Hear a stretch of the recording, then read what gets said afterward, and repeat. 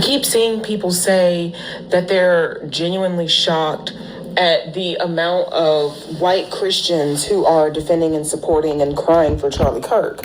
And they're like, when did Christianity become supportive racism? Why are these Christians supporting somebody who was so anti-Christ? When did this happen? Why do these people who are supposedly Christian support someone so vile and so hateful? And when did the church become this? The church has always been this.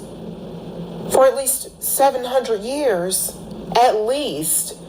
I'm more inclined to say 1,000 years, but I'll cap it at 700 until I learn more. For at least 700 years,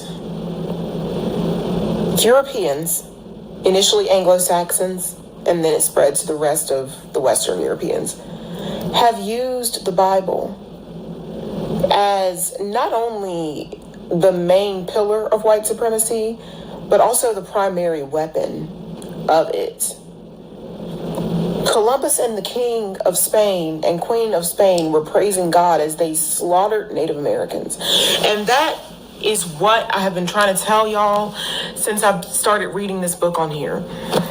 Do not underestimate the extent to which these white Christian people are committed to pledging allegiance to power.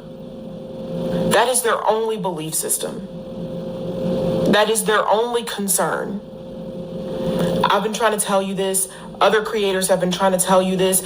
People who have been on their deconstruction journeys have been trying to tell you this. There's a reason why when people start deconstructing, when specifically white people start deconstructing what they were taught in their conservative Christian households, they also start stepping away from the church. Like they start deconstructing whiteness and deconstructing the church at the same time, because at no point in modern history have those two not been inextricably linked.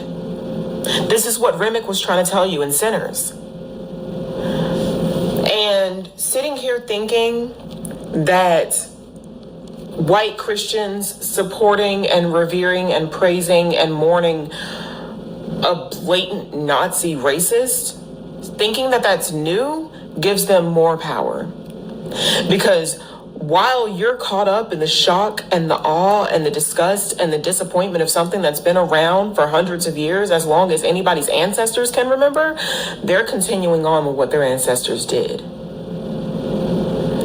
And while you're standing there, mouth agape, baffled by how these people can say that they're worshiping God and worshiping a racist at the same time, they are rummaging through your stocks and stores. The KKK used to burn crosses in people's yards. The KKK was a Christian organization. Entire church congregations have chased black people out of their church, beaten them and lynched them on Sunday morning. And you thought these people were worshiping the same God as you? In the Bible, it says, "Thou shalt put no other God before me." So you admit there are other gods. And if there are other gods, do you think that these enslavers would have given their slaves the same God that they were praying to? Stop allowing these people to shock you. That's why they want to take away education, so that you don't read books like this, so that you don't know your own history, and more importantly, so that you don't know their history. They don't want you to know who they are, because the devil's biggest defense is a skeptical or ignorant or confused public.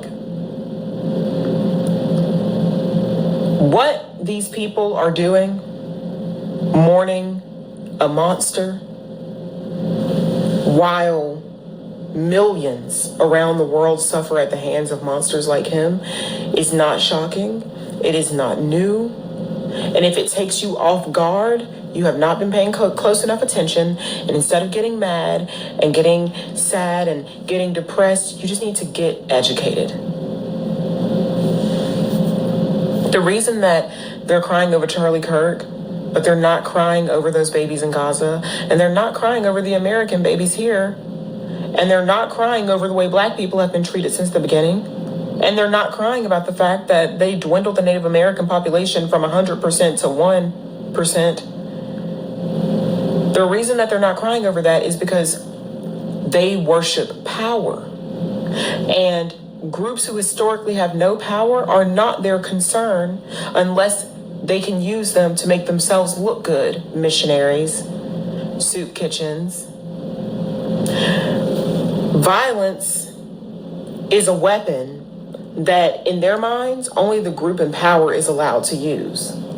That's why they take Christmas card photos with AK-47s, because it is a show of power. And so when they watched Charlie Kirk, a white man, die like a black man,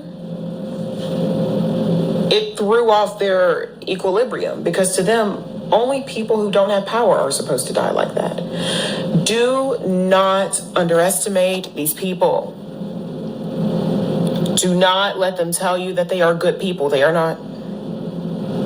And now that the veil is thinning, and now that every single thing is being revealed gradually, because otherwise we would lose our minds more than we already are. Now that you see what you see, and you hear what you hear, and you know what you know, and you feel what you feel, do not ever forget it. Do not allow your children to forget it, because that's how they got us the first time. They put on this really good image. They put up this really good front. They have an incredible PR machine. And they tricked you into believing that they were the moral standard, the moral center. They're the opposite.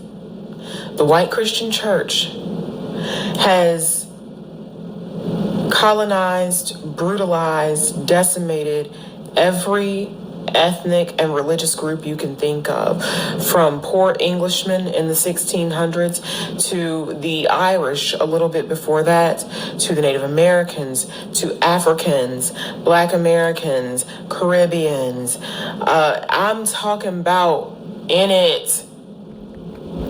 Do not let these people tell you one thing and show you another. That Christian title don't mean shit. Get educated. And follow my playlist for more.